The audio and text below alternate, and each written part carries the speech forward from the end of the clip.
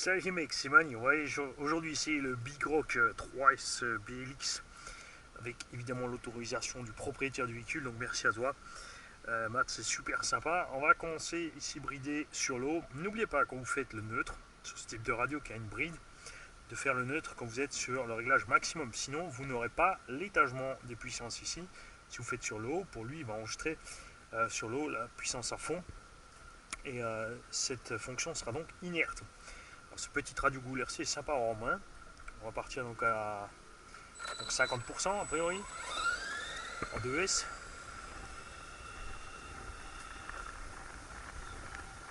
Alors 50% le frein aussi est très faible. Et on va en profiter pour faire un petit test de portée. Je conseille toujours de faire quand vous changez une radio et vous zigzaguez comme ça, vous savez à quel moment vous le perdez et pas avec les gaz. Franchement là c'est pas mal. Bon, on va pas aller plus loin, il n'y a pas besoin. Donc là on a facile 100 mètres dans le nez.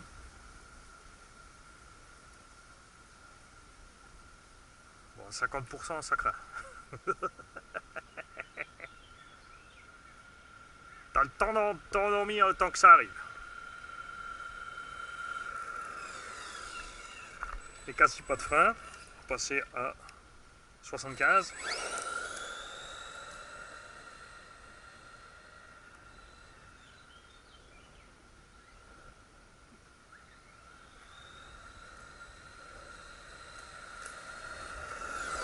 C'est déjà un peu plus nerveux, on a des freins corrects. Et là on va passer à 100% donc en 2S toujours.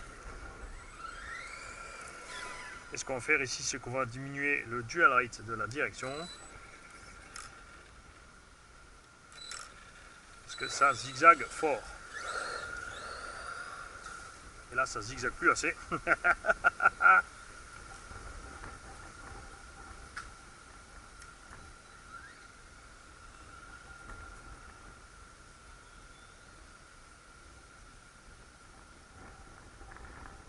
Très sensible sur la direction, le petit bestiau.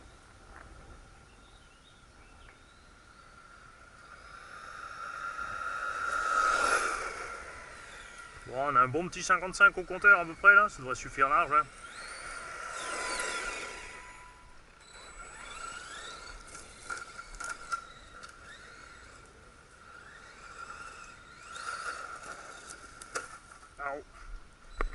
Voilà. Les andouilles qui sont allés nous mettre n'importe quoi dans la forêt.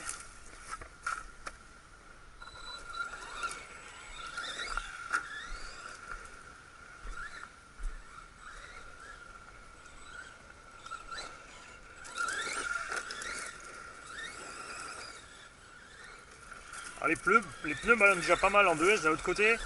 On me dit l'effet ballon du pneu est vital pour la survie des éléments mécaniques sur un Monster à cause des chocs. Et en plus on avait l'habitude sur les Savage, on avait des pneus exactement du même type.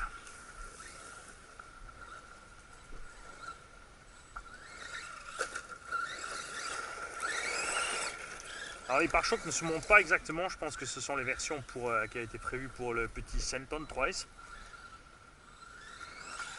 J'ai pas pu monter les cales qui se joignent au châssis parce qu'elles touchent le montage d'origine, donc elles pressent les pare-chocs vers le bas.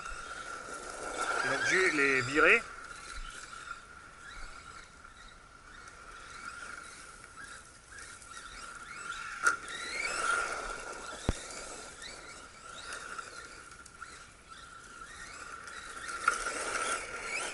L'engin est très réactif de l'arrière.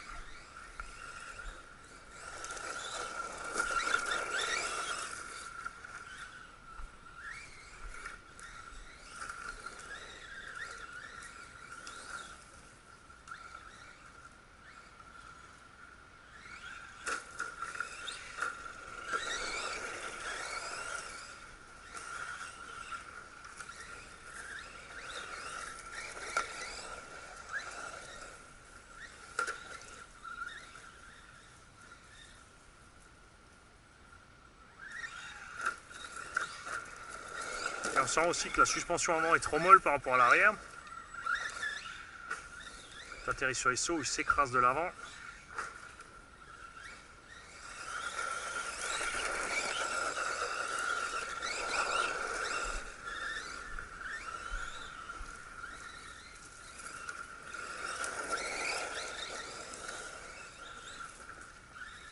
c'est sûr qu'en 3S, il faudra un petit peu de doigté pour le rouler, parce que vu que ça glisse déjà autant en 2S, évidemment là c'est un terrain qui s'y prête bien.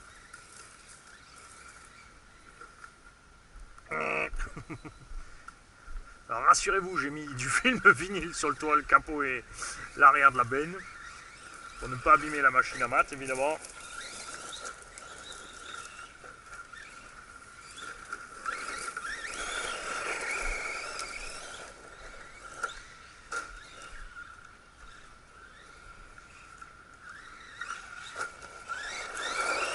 L'assiette en vol aussi est très saine, parce que là on décolle un peu sur n'importe quel boss et ça se passe super bien.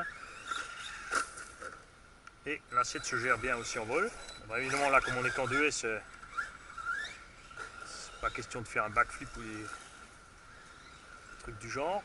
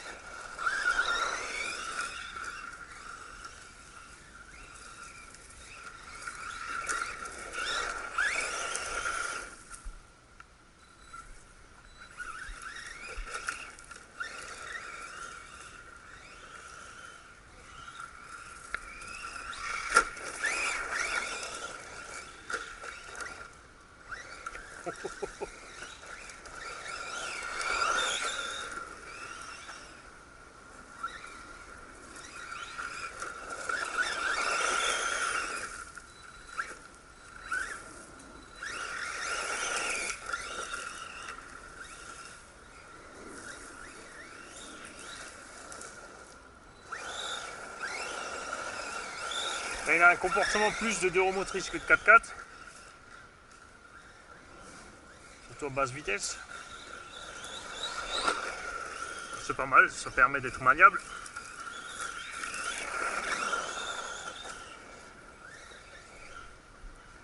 Mais ça se conduit, ouais, c'est plus vraiment un truggy buggy.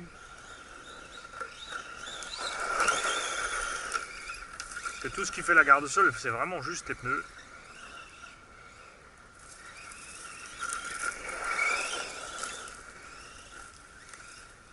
Comme il est tout léger, il passe bien partout.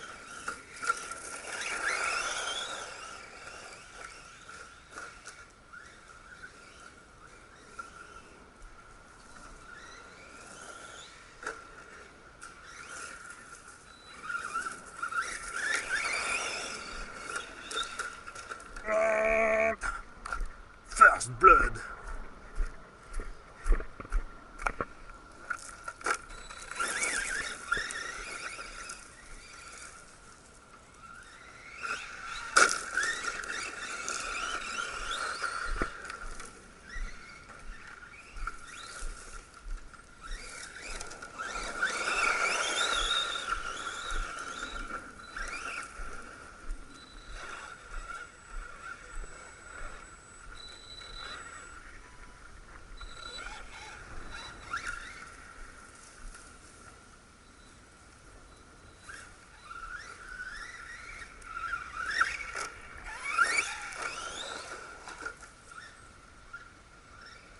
L'inconvénient évidemment des petits gabarits, c'est que la moindre pierre les fait dévier.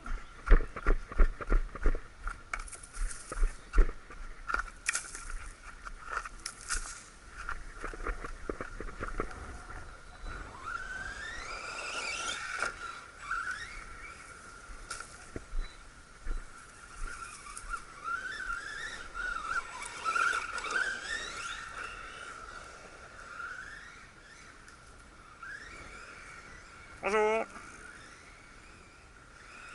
Bonjour.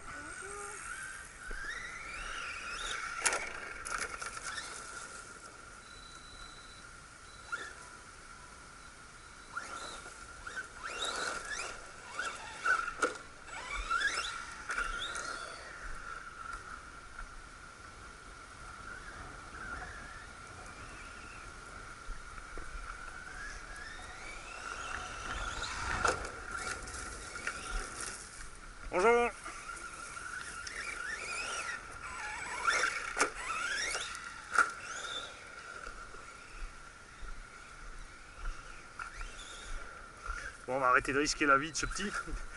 Ah, voilà. Et là, je vais rester braqué à gauche. Là, il est arrivé ce qu'on m'a signalé, c'est-à-dire que on a rapidement des pierres qui peuvent bloquer la direction. Effectivement, on a de la caillasse à l'intérieur. Dans ce cas-là, tu forces pas, tu restes braqué dans le sens où ça coince. Pour ne pas faire forcer le cerveau, tu éteins.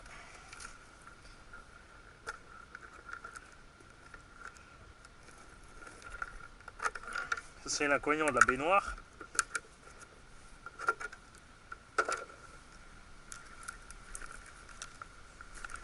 Et on va voir si on la trouve, la vilaine.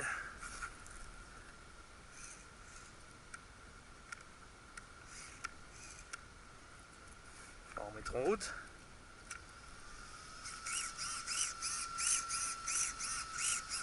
Voilà.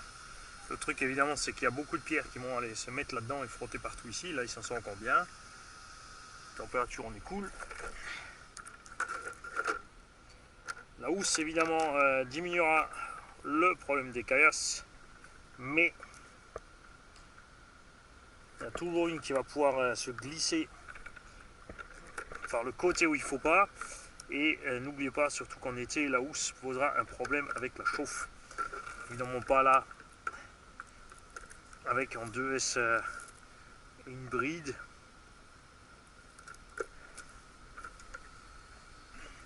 Mais la pierre va aller se coincer là derrière, je ne sais pas si vous allez voir.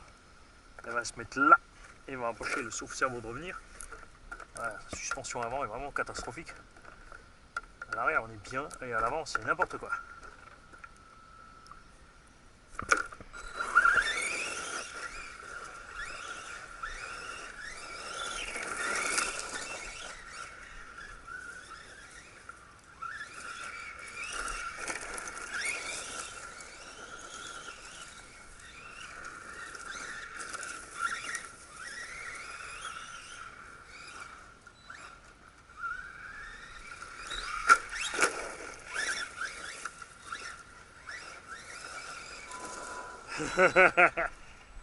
Ouais.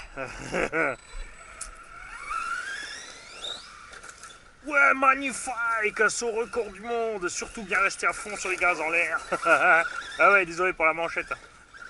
Je pouvais pas m'en empêcher, Taz.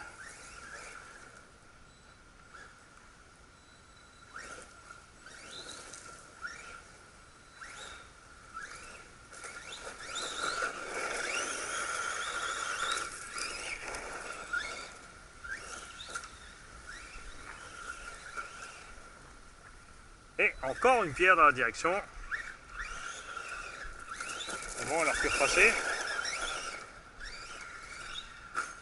Je n'ose pas imaginer ce que ça donne lors d'un essai d'un endroit avec des graviers.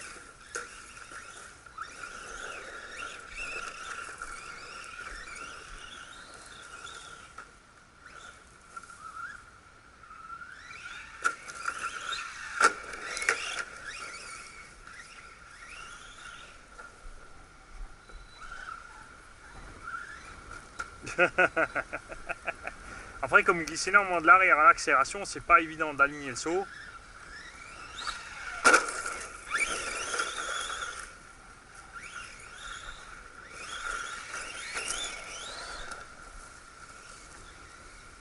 Évidemment, ce genre d'engin, il faut bien ralentir sur les... quand vous arrivez sur des zones d'obstacles. Franchement, je pense qu'en 2S, il est très à l'aise. 3S, ça sera trop pour ce petit châssis. Le problème des diffs plastiques, c'est pas la résistance des dents, c'est surtout quand les roulements vont bloquer. Quand les roulements vont coincer, il y a d'autres constructeurs qui ont essayé, ça s'est vu sur plein d'engins. Traxxas sur le Slash par exemple, les bacs du slipper au départ étaient en plastique, là où est le roulement dedans, quand le roulement bloque, évidemment ça va tourner à travers. X-Max c'est pareil, enfin plein d'autres engins qu'on a eu en main. Dès que les diffs accrochent, ils vont commencer à tourner sur les carters de diff et autres. Et c'est là que va survenir la casse, puisque une fois le plastique rongé, ça va se déplacer, on va avoir trop de jeu. Et on va aller bousiller tout simplement les dents à cause de l'espace.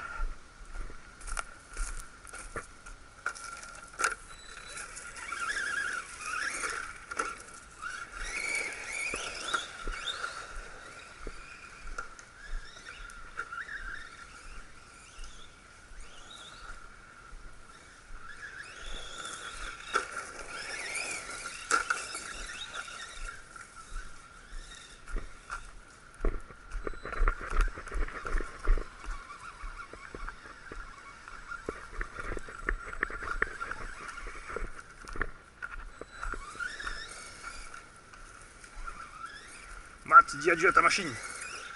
Non, bien sûr, je plaisante, on fait des mini.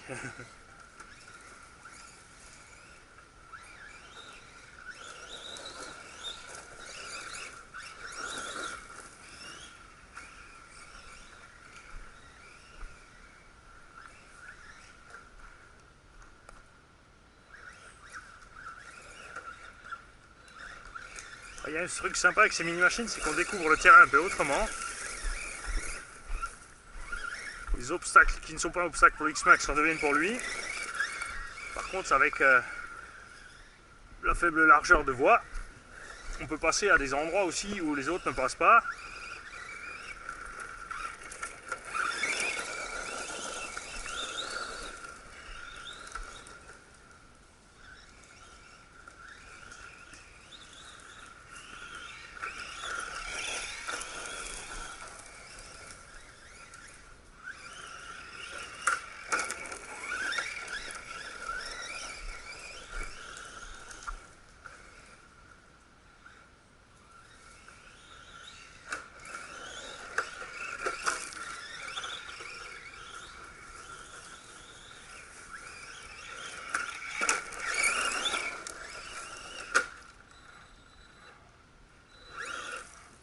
Ah, la petite racine. Alors il y a un truc marrant par contre, vous voyez, c'est quand tu es en pente, tu veux partir doucement, il se met en... Le vario se met en coupure de sécurité, tu es obligé de partir pleine balle pour en faire glisser. Ça c'est un peu dommage, c'est le lock stop en fait, t'empêche de forcer.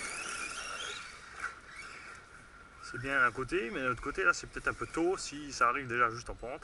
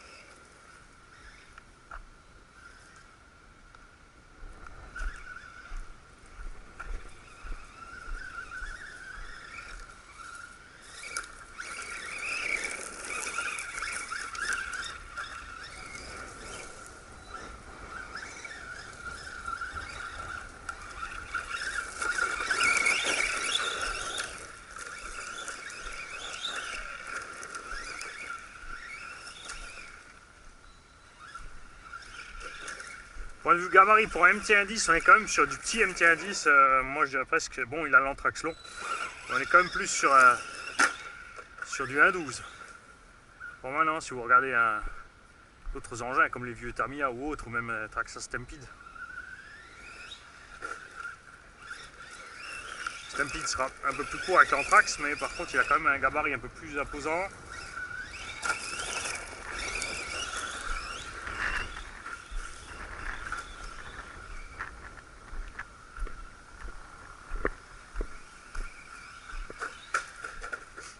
Alors vu la construction de l'engin, la taille, le poids et la quantité de plastique, puisqu'il y a vraiment comme dit partout, à part les roulements, et la visserie et les ressorts, rien n'est en métal cette caisse. Je dirais que le fait que ce soit brushless ne justifie pas le tarif.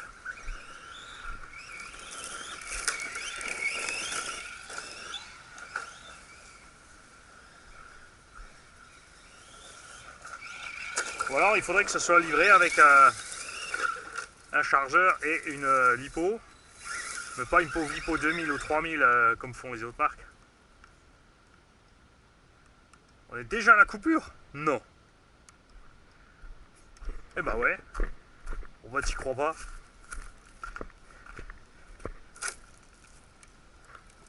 Et là-dedans il y a une 2S6000 quand même. Ah bah ouais, tu m'étonnes. On a quand même fait 21 minutes, enfin avec un peu de blabla, on va dire une vingtaine de minutes. Et j'avais déjà fait un court essai dans la rue de 3 minutes. Donc on a vraiment une bonne autonomie, et sachant que là évidemment moi j'étais relativement quasi toujours à fond sur la gâchette. Je ne l'ai pas économisé, donc une vingtaine de minutes ça va. Et on va voir ce que dit la température.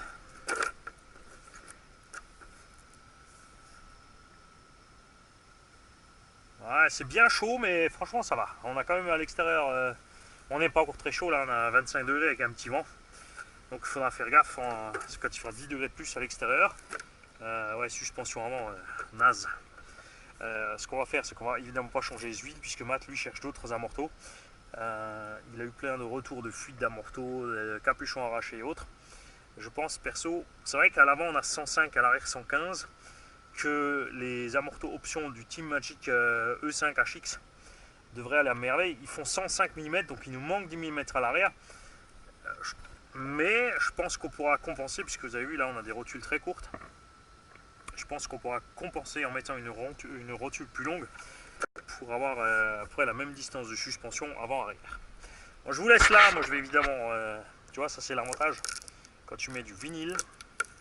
Regarde, hop, t'as vu ça? Je t'ai pas abîmé la carreau, Matt. Ça c'est dont j'avais le plus peur. Évidemment le châssis, lui, il a dû prendre des petits nions. Alors j'avais essayé dans l'herbe aussi rapidement chez moi, donc on va dire que dynamiquement il est sympathique, il est un peu trop glissant de l'arrière. Ça c'est pas très grave, ça se maîtrise vite. D'un autre côté c'est sympathique aussi de rouler en style d'euromotrice. Le fait qu'il ait un châssis plat en bas ne l'a pas handicapé sur ce terrain, vous l'avez vu, ça se passe bien. C'est vrai qu'après si tu veux faire plus de tout terrain, là par contre le fait qu'il soit pas rehaussé au milieu va te manquer. On a bien fait de monter les skids, Matt. Évidemment parce que ce sont les skids, ce sont les bulkheads avant-arrière qui m'enchouent. On n'a évidemment pas fait de gros crash, donc je ne peux pas vous en dire plus sur la solidité des suspensions ou autres. On a pris quelques caillasses évidemment au passage. L'étagement a l'air pas mal. Ce que j'aurais bien aimé faire là avant que ça coupe, c'est de mettre l'engin à 50% pour rouler doucement dans les endroits accidentiers pour voir si le lock stop entre pas trop tôt en ligne, parce que du coup ça handicaperait le gamin. Si par exemple tu veux te promener en forêt avec le gosse, tu mets ta bride à 50%, et si à la moindre butte, la moindre racine, la moindre montée, le lock stop s'engage, le petit forcément ça va pas l'amuser longtemps. En plus, tu seras obligé donc de lui monter la puissance. Ça, c'est un peu dommage. Bah, sinon, point de vue des biellettes et des machins, on a quand même pris quelques petits chocs que d'autres machines n'ont pas encaissés. On en a essayé certaines ici qui n'ont pas réussi à survivre à ça. Mine de rien. Donc je suis globalement content. Les cardans. Les cardans n'ont pas la moindre marque sur les croisillons ou autres. Ça, c'est bon. Parce que comme dit, j'ai pas économisé sur la gâchette. Après en 2S, ça devrait pas arriver. Le plastique est donc bien solide. On n'a pas eu de mauvaises surprises. Je vous rappelle qu'on a plein de vidéos sur la chaîne de certaines machines qu'on a essayé à peine 2-3 minutes et qu'on était en panne et on a recommencé, ainsi de suite, jusqu'à ce qu'elles soient fiables. Moi je trouve que donc, pour le tarif pour lequel il est proposé en France, je crois que c'est dans les 350-380 €, ce petit machin devrait être équipé d'une lipo et d'un chargeur. Les versions 4S aussi beaucoup trop chères, on est à 430-450 € les versions 4S avec par exemple le Kraton et quel modèle il faut encore, je ne sais plus quel autre modèle il faut en version 4S. On commence à approcher des prix un peu pour le gabarit Traxxas qui restent relativement chers. Donc c'est un peu dommage pour le côté low cost, puisque le 6S lui à 530 €, le 4S à 450. Tu mets les 70-80, tu pars avec le 6S, évidemment tu auras plus d'argent dépensé pour les batteries. D'un autre côté, tu peux partir aussi en 4S sur le gros, tu n'es pas obligé d'attaquer tout en 6, il sera quand même plus performant que le 4S. Là le 3S, 3S je pense que ça sera trop pour cette mécanique. Donc j'attends vos retours les mecs, pour tous ceux qui ont testé ces machines. Dites-moi ce que vous en pensez. Le granit évidemment c'est le même châssis, donc ceux qui ont un granit, merci de partager votre expérience avec nous et nous dire ce qui vous est arrivé, ce que vous aimeriez qu'il soit différent et ce que vous trouvez génial sur cet engin. J'ai aussi plusieurs retours de problèmes de sable qui rentrent dans la transmission. Ça a toujours été un souci sur plein de ces modèles, comme n'importe lesquels, que ce soit UCX, Traxxas, HPI ou autre. En 1/10, généralement les caches transmission sont mal faits et on se retrouve vite avec du sable dedans. En 1/8 aussi, par contre en 1/8 on a un module 1, donc Donc on a des dents 2 fois plus grosses. On n'a donc pas de souci avec le sable. Et ici, souvent, le sable détruit très vite ce qui est pignon, couronne, slipper, etc. Donc là aussi, merci de nous laisser un commentaire. Évidemment, n'oubliez pas, quand vous mettez un commentaire, de préciser votre style de conduite. Hein, si vous roulez dans la pluie, la boue, la gadoue comme des gorées, c'est sûr que la machine n'encaissera pas ce que quelqu'un de normal maintenant qui veut l'utiliser qu'en 2S, qui se fait que se balader avec, va encaisser. Donc tout ceci est à prendre en compte. Salut les mecs, bonne fin de journée, bon début de journée ou bon après-midi.